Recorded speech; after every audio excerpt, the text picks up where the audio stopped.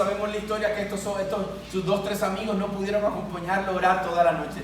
Y a una hora de la madrugada, antes de que amaneciera, cuando el sol aún no había salido, sucede lo que todos sabemos, y es que Judas viene y lo entrega. Escuche bien, porque es interesante todo lo que comienza a pasar en ese mismo instante, cuando el hombre a quien Jesús amó y ama profundamente, compartió con él 3 años, y el hombre de mayor confianza para Jesús lo entrega. ¿Sabías que Judas eres uno de los hombres de mayor confianza para Jesús? Porque solo quien maneja las finanzas del ministerio y quienes solo tú le entregas tu dinero es alguien en que tú puedes confiar lo suficiente. Judas manejaba el ministerio de Jesús y en la área financiera.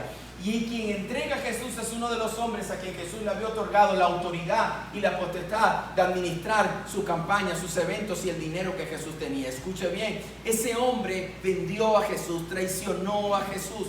Yo quiero que tú y yo entendamos lo que pasa en la cruz del Calvario, porque en la cruz del Calvario entendemos por verdad espiritual que en la cruz del Calvario Él se lleva todo nuestro dolor. Jesús experimentó horas antes de su muerte lo que es una traición. Esa traición que a cada uno de nosotros ha marcado nuestro corazón muchas veces.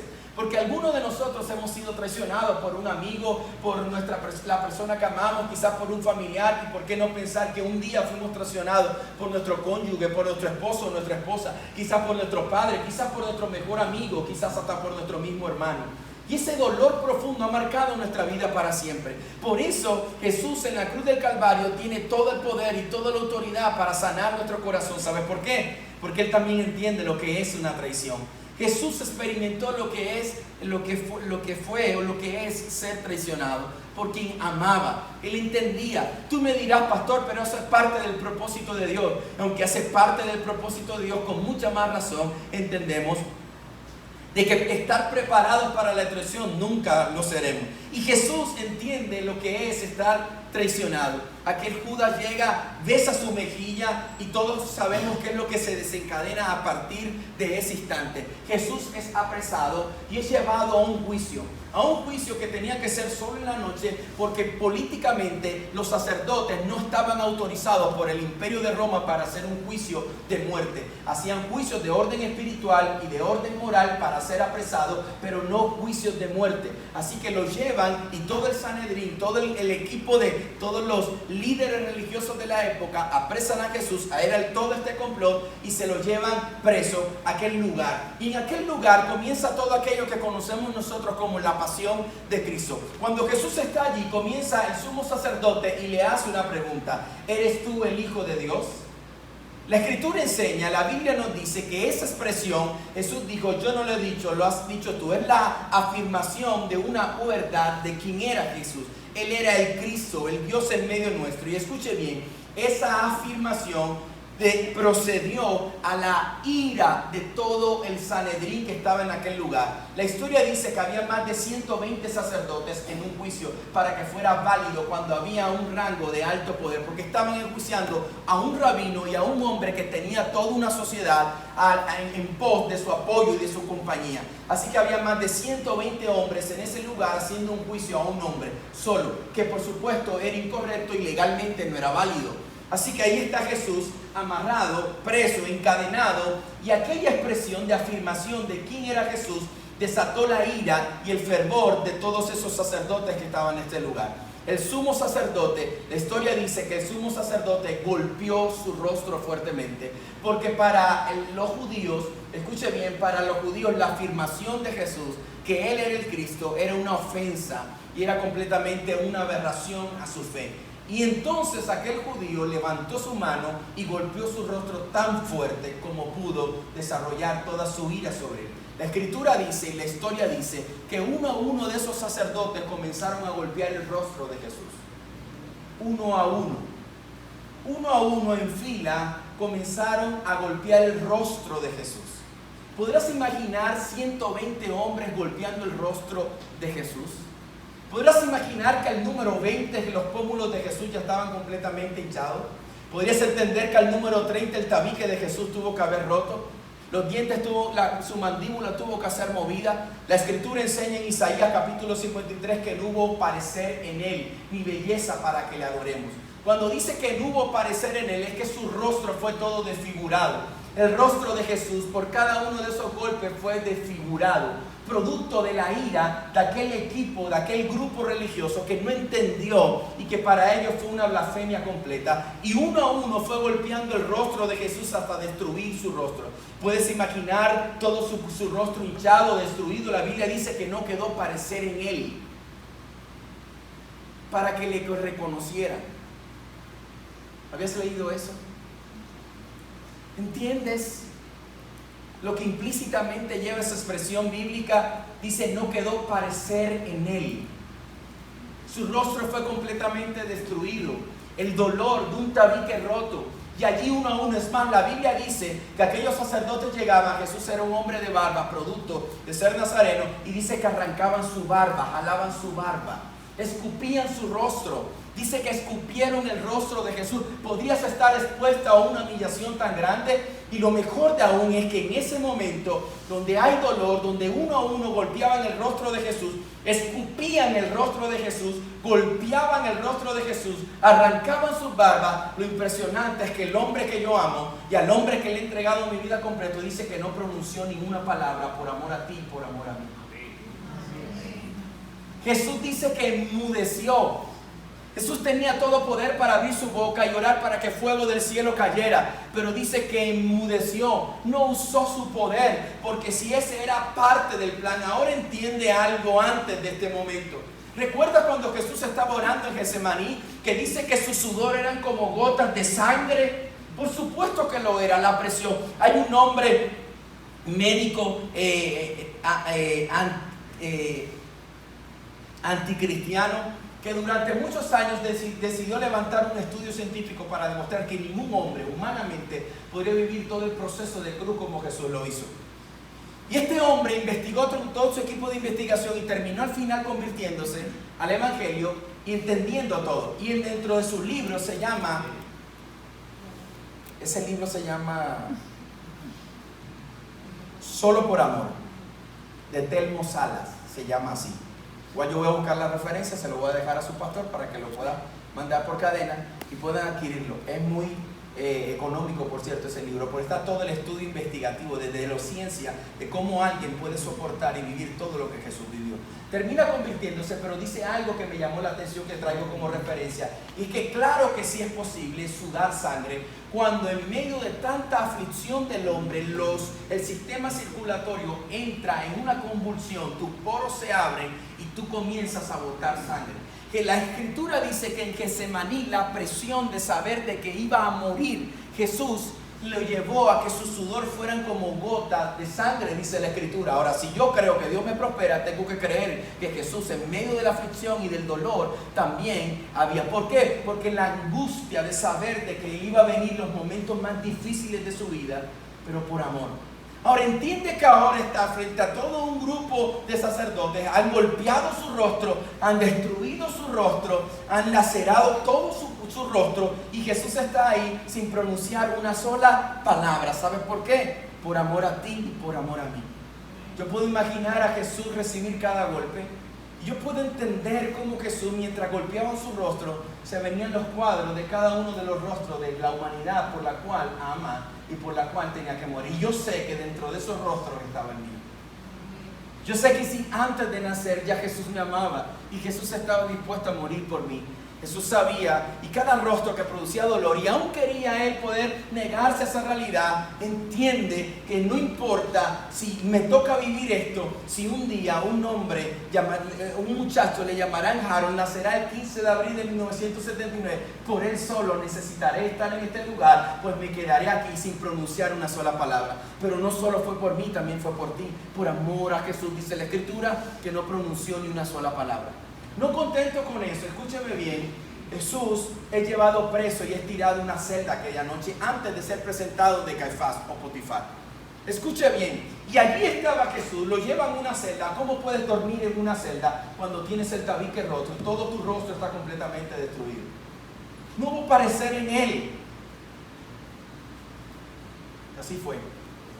Al día siguiente, la Escritura nos enseña que aquella noche, escuche bien, al día siguiente, la Escritura nos enseña que Jesús recibe uno de los peores castigos por el Imperio Romano antes del proceso de crucifixión. Cuando Jesús ya es sometido al juicio y entienden que la misma gente a la cual sanó, alimentó, esa gente que aplaudió y que levantó las banderas cuando estaba entrando en Jerusalén y le gritaba y le coreaba, fue la misma gente que dijo, suelten a Barrabás y maten al Nazareno. Porque ese hombre preso no puede darme lo que yo necesito. Entonces mejor quedemos bien con Barrabás para que nunca más se meta a mi casa.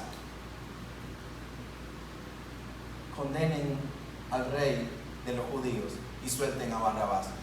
Así que inmediatamente había juicio de muerte para él, la muerte de cruz. La muerte de cruz solo morían las personas más detestables del momento. La muerte de cruz era considerada para los hombres que eran considerados malditos. Quien moría en la cruz del Calvario para el Imperio Romano eran lo peor de lo peor. Me pregunto yo, ¿Jesús mereció ser considerado lo peor de lo peor? ¿Necesitó Jesús ser considerado un hombre maldito? Pero por eso la Escritura dice, se hizo maldición para romper la maldición que había sobre nosotros en la cruz del Calvario. Ahora, Jesús en medio de ese dolor, su rostro destruido y ya sometido a un juicio, escúcheme bien, la Biblia dice que fue azotado. Antes de que los hombres sometidos a la muerte de cruz tenían que ir a ser crucificados, eran azotados. En un acto de misericordia, cuando eran 40 azotes, escúcheme bien, en un acto de misericordia, el jefe romano que estaba al frente de eso dijo, ya dejen los 39 azotes. Toda la Biblia dice que recibió 39 azotes. Escuche bien, hay un estudio científico donde se habla que todas las bases de las enfermedades del ser humano es una base, a partir de ahí se desprenden todas las enfermedades que hasta hoy existen. Y esa base de enfermedades son 39 enfermedades. No sé si tú podrás llamarlo casualidad, yo no lo llamo casualidad. La Biblia dice que por sus llagas todos fuimos curados y sanados. 39 azotes por un acto de misericordia. Escúchame bien lo que te voy a decir a continuación. Estos hombres preparados, entrenados, corpulentos, solo para azotar y destruir el cuerpo de aquel que había sido enjuiciado para muerte de cruz. Así que aquel hombre toma, y hay diferentes herramientas, así que toman un látigo. La Biblia dice, la historia dice que ese látigo era muy particular, porque en la parte durante el manojo hacia adelante, en las cuerdas tenía partículas de hueso cortante amarradas cada 5 centímetros. Eran pequeños huesos unidos en forma bien amarradas hasta llegar hasta las esquinas. Y en las esquinas tenía un gancho de acero de esta manera, con tres puntas. Escúcheme. Jesús está ahí y ese era el látigo con que azotaron a Jesús. 39 azotes. Y ese gancho que tenía de esta manera, un gancho, una garra, laceró 39 veces el cuerpo de Jesús. Hombres expertos para no darle aquí en el cuello, para no degollarlo en sus zonas íntimas. Del resto, todo su cuerpo fue lacerado. Pregunto, 39 por 3 azotes, ¿cuántas laceraciones tuvo el cuerpo de Jesús? ¿100 qué? 107, al parecer. Suficientes para mí solo con pensar que fueron 39. 107 laceraciones en todo su cuerpo. Isaías profetiza a ese Jesús lleno de amor por ti y dice, su cuerpo quedó todo ensangrentado, una sola llaga, 39 azotes. Y cada azote, hombres corpulentos que desgarraban su vida, ganchos que se incrustaron en su espalda, en su costado, en su piel, laceraron todo su cuerpo. Y en un acto de misericordia el jefe romano dijo, déjenlo, no podemos matarlo, esto no es para matarlo, pero para cumplir una profecía. Más de 100 laceraciones en su cuerpo por amor a ti, por amor a mí. ¿Entiendes cuánto puedo amarte, Jesús? ¿Entiendes cuando decimos Jesús murió por ti en la cruz del Calvario? ¿Entiendes el valor del significado de lo que pasó Jesús para llegar a una cruz? Y dice que es arrastrado, dice como cordero fue llevado al matadero. Dice que Jesús no podía levantarse después de 39 azotes. Dice que lo arrastran nuevamente hasta su celda. Una celda que no tiene un colchón. Una celda que no tiene una cama como la que tú y yo tenemos y nos quejamos todos los días. Una celda que no tiene ni siquiera en las dimensiones del cuarto en que Dios te está permitiendo hoy a ti dormir y vivir. Una celda muy pequeña, una celda fría, Y aquella noche Jesús pasó en esa celda con su rostro destruido, su tabique roto. Me pregunto, ¿cómo podía respirar un hombre con su tabique roto, con su rostro destruido? Pero me pregunto, ¿cómo puede acostarse un hombre donde su cuerpo está todo lacerado? No tenía una sábana, no había un colchón, estaba la tierra. Jesús estaba allí en medio de la tierra, sus heridas estaban abiertas. Ese era el amor de Jesús. Allí estaba Jesús por toda la humanidad. Y aquella noche, no complacidos con eso, aquellos soldados deciden jugar con Jesús, deciden burlarse de Jesús. Lo sacan de la celda y dice que le colocan un manto. Su manto lo colocan no para arroparlo, no porque había frío. Tú puedes imaginarte cuando todo su cuerpo está totalmente lacerado y ahora le ponen una sábana encima.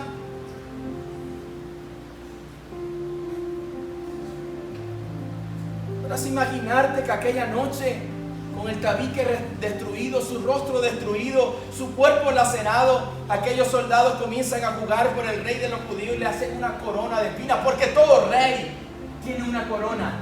Así que tú tendrás tu corona. Ya no era suficiente el dolor de su rostro y de su cuerpo, ahora ponen una corona de espinas. El estudio dice, escuche bien lo que dice la historia. La corona fue clavada en la sien de Jesús. Se dice que esas espinas con las que hicieron aquella corona de Jesús, al momento de ser incrustada en la sien, botaba un líquido venenoso capaz de producir dolores mayores a la de una jaqueca. Yo no sufro de jaqueca, pero solo imagino a mis amigos cuando tienen jaqueca. Es difícil abrir sus ojos en medio de una jaqueca. No puedes moverte. Quienes lo han vivido, quienes lo han sufrido, entienden lo desesperante que es estar en medio de un dolor tan fuerte donde tu cabeza tiene y quiere estallar. Su rostro destruido, su cuerpo lacerado, y aquella noche ahora tiene que dormir con una corona de espinas. Pregunto, ¿cómo recostó Jesús la cabeza en aquella celda? Si recostar la cabeza era que las espinas se incrustaran más en su sien, en su frente, en su cráneo. ¿Cómo podría recostar Jesús su espalda a aquella pared si toda su espalda estaba lacerada? ¿Cómo podría Jesús respirar aquella noche?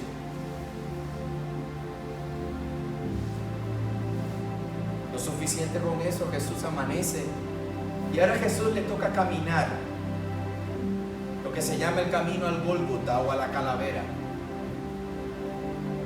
con su rostro destruido, su cuerpo lacerado, la corona en su sien, y le dan un madero.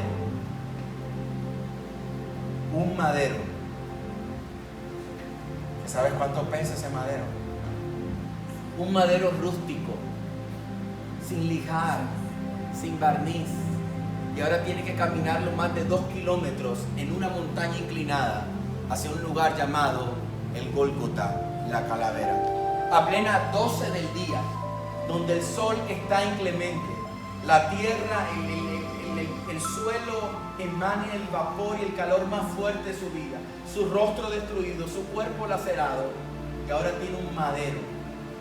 Caminar 2 kilómetros, montaña inclinada hacia el lugar de su muerte, mientras la gente lo empujaba, lo tiraba. Conocemos la historia, un acto de misericordia. Jesús no podía, se cayó, y este hombre levanta, ¿verdad?, y lo lleva el madero hasta ese lugar. ¿Entiendes todo el tránsito de Jesús por dolor y en dolor por amor a ti? ¿Y sabes qué me sorprende? Que aún nosotros, teniendo carro, motocicleta, ni siquiera nos da ganas de ir a la iglesia. Porque el cansancio de una semana de trabajo es mucho más fuerte y poderosa para ir a un culto entre semana, para ir un domingo a la iglesia. Cuando Jesús, en medio del dolor, caminó 2 kilómetros cuesta arriba porque te amaba.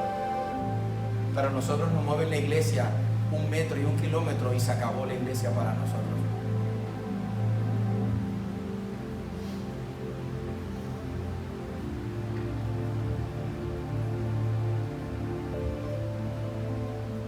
Llega al lugar de la calavera.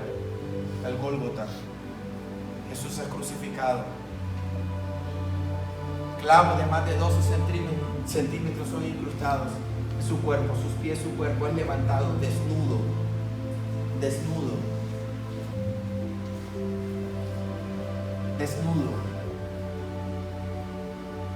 La gente está a la espera y dice, y este no decía que es el Hijo de Dios, ¿por qué no se baja de esa cruz? ¿Sabes por qué no se bajó? Para nuestra salvación, para nuestro perdón. Pero si para ti era suficiente todo esto, para mí no. ¿Sabes qué pasó allí? Cuando tuvo sed, le dio agua. No le dieron agua, le dieron una pócima con un vinagre. ¿Sabes para qué? ¿Para qué? Para dopar su cuerpo y para hacer que el desangre y la muerte y el dolor de quien estaba crucificado se alargara más, porque ese era el desidio de la gente. Ver a la gente sufrir. Le dieron esa pócima para que pudiese resistir más tiempo el dolor. Pero para Jesús, ¿sabe qué fue lo más difícil? El momento donde se quedó solo. La Escritura enseña que los pecados, llegó un momento donde los pecados de la humanidad vinieron sobre él. Si tú lees los evangelios, cuando los pecados de la humanidad vinieron sobre él, comenzó a pasar algo sobrenatural. Dice que los cielos se oscurecieron, vieron rayos, tormenta. Dice que la tierra se abrió en dos, que algunos muertos resucitaron. Pues yo no me imagino que tú estés en casa y de pronto haya tocado a la puerta de tu casa tu abuelo que había resucitado y que ya había muerto 30 años atrás. Pero ese no es el punto. El punto es que la tierra sabe de que hay algo especial allí, sucede algo, pero cuando Jesús está ahí, dice, los pecados de la humanidad vinieron sobre él. Jesús hace una expresión y dice como esto: Padre, Padre, ¿por qué me has abandonado?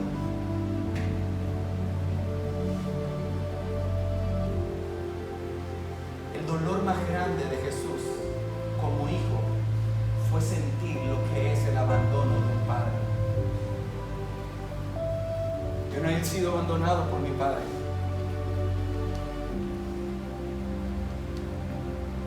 Pero sé que se va a sentir feo cuando tu padre no está. Jesús dijo: Padre, Padre, ¿por qué me has abandonado? Si había algo que inspiraba a Jesús a estar ahí en la cruz, era obedecer a su padre. Era agradar a su padre, y ahora su padre lo abandona. Su padre lo abandona porque hay una única razón de ese abandono, y era que ese Jesús, su hijo, se hizo pecador. El carácter santo de Dios ya no podía estar en Jesús. El Padre y Él eran uno solo. Por Jesús ahora ser pecador se convierte en un ser mortal. Y el carácter santo de su Padre lo abandona y dice: Padre, Padre, ¿por qué me has abandonado? Jesús se queda solo aquella tarde en la cruz del Calvario.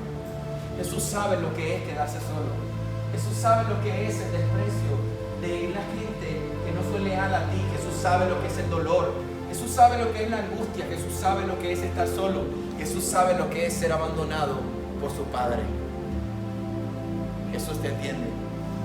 Dice que Jesús murió. Cuando Jesús murió, el cielo cambió, la historia cambió. Usted lo conoce, pero algo pasó allí al final, y escuche bien. Dice que definitivamente el soldado que estaba allí cuidando, el ordenado para cuidar a ese hombre maldito llamado Jesús de Nazaret, dice que tuvo miedo y hizo una expresión como esta. Él reconoció y dijo: definitivamente a quien hemos matado, este era el Hijo de Dios. ¡Wow!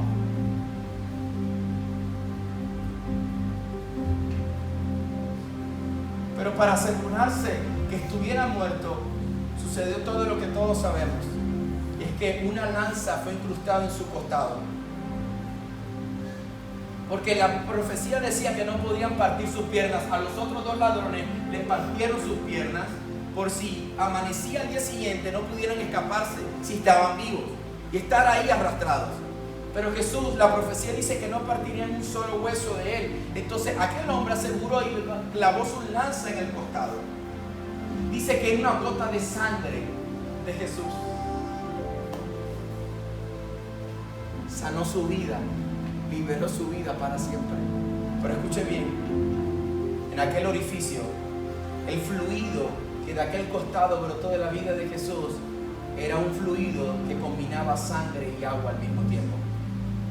Médicamente, solo es posible que a través de un fluido haya la combinación de agua y sangre, si, solo si sucede una cosa en el ser humano, y es que el corazón del hombre explote, estalle.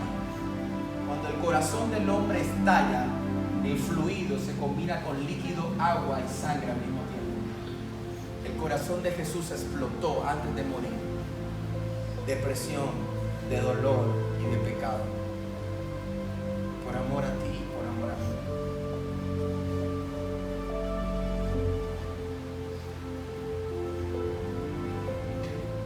¿Cómo no amar al que me amó de esa manera?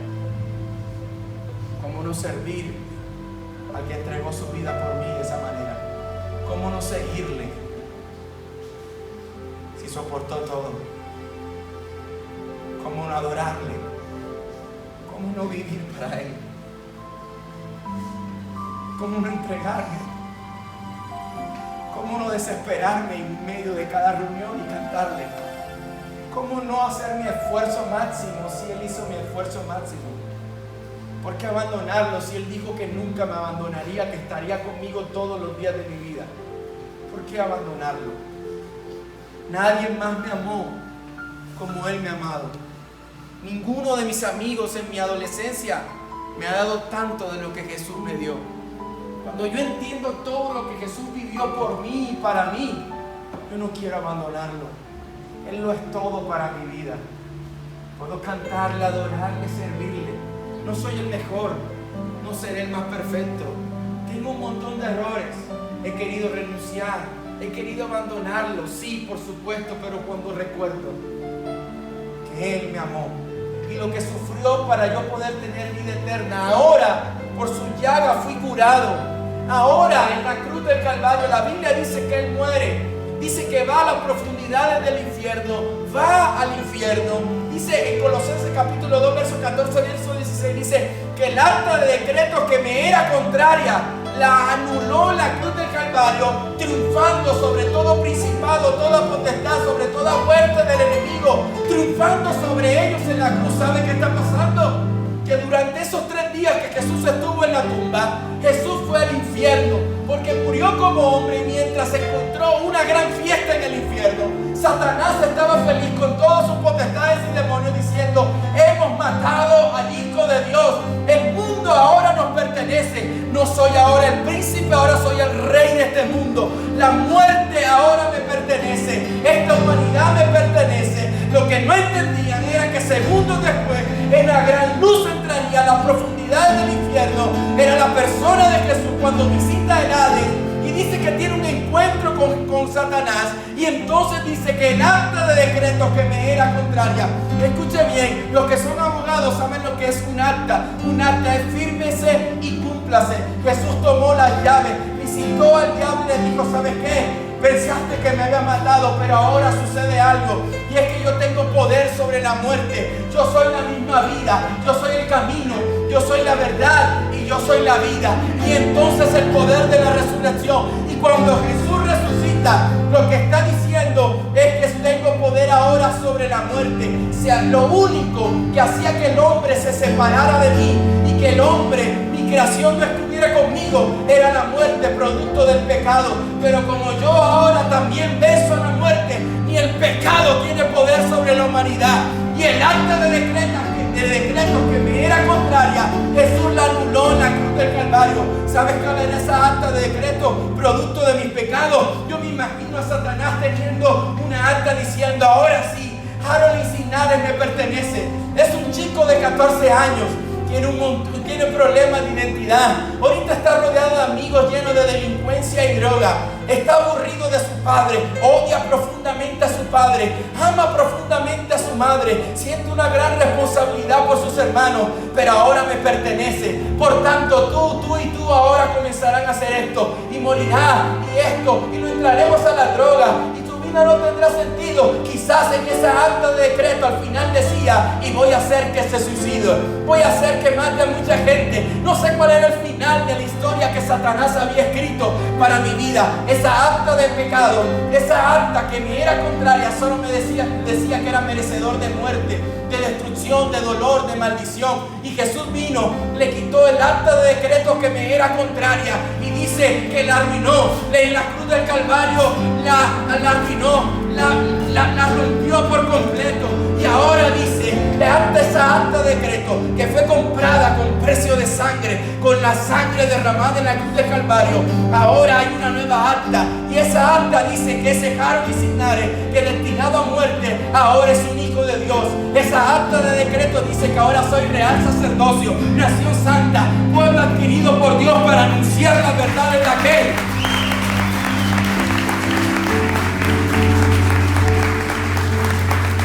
Ya el diablo no tiene poder sobre mí, tampoco tendrá poder sobre ti, porque el verdadero sentido de la cruz. Ahora puedes entender por qué amar a Jesús con toda mi fuerza. Ahora puedes entender por qué servirle. Ahora puedes entender por qué necesitamos que uno más pueda entender el verdadero poder de la cruz. ¿Sabes cuál es el problema? ¿Por qué esta nación y por qué nuestros amigos y vecinos no entienden verdaderamente el significado de nuestra pasión? Porque ni siquiera nosotros entendemos qué significa Jesús para nosotros. Porque es fácil solamente decir y presentar, vamos a la iglesia. No, es uno más. ¿Sabes por qué? Porque uno más tiene que enterarse que Jesús te ama tanto. Y ese amor tiene un sentido, ese amor tiene un significado, ese amor tiene una verdad que está llamada por esa cruz. Hay alguien que tiene que enterarse que Jesús lo ama profundamente, que Jesús lo ama locamente. Pero hay alguien en este lugar que a partir de esta noche tiene que salir convencido que nadie más te va a amar como Jesús te amó. Nadie más, ningún amigo, ningún novio, ni tu pareja podrá amarte tanto como Jesús te ama. Ni tus hijos podrán amarte tanto como Jesús te ama. Ni nadie podrá darte tanto como Jesús te dio ese día en la cruz del Calvario. Ahora yo le sirvo, ahora le amo, ahora vivo para Él, ahora no quiero separarme de Él. Ahora cada mañana, cada noche solo quiero decirle te amo, quiero servirte, te serviré, te amaré, te buscaré cada día. ¿Sabes por qué? Porque nadie más me va a amar como Jesús me amó. Nadie más se entregó en la cruz como Él se entregó. Nadie más aguantó que su rostro fuera destruido. Nadie más aguantó que su cuerpo fuera lacerado. Nadie más aguantó esa noche en su corona de espinas. Nadie más como Jesús me amó. Ahora entiendes el poder de la cruz. Ahora entiendes el significado de la cruz. Ahora entiendes lo que es Cristo murió por ti en la cruz del Calvario y te ama. Ahora todo toma sentido. Ahora toma sentido vivir para Él. No me guardo en santidad porque voy al infierno, no. No le tengo miedo al infierno. Jesús venció al infierno. No hay un lugar para mí en el infierno. Para mí hay un lugar en el cielo. No le sirvo porque quiero que me vaya bien en la tierra. Le sirvo porque Él ya lo entregó todo por mí en la cruz. Es que mi vida ya no tiene sentido sin Él. Escucha bien y te voy a terminar solo con esta frase. Si Jesús murió por mí, yo quiero vivir para Él. Amén.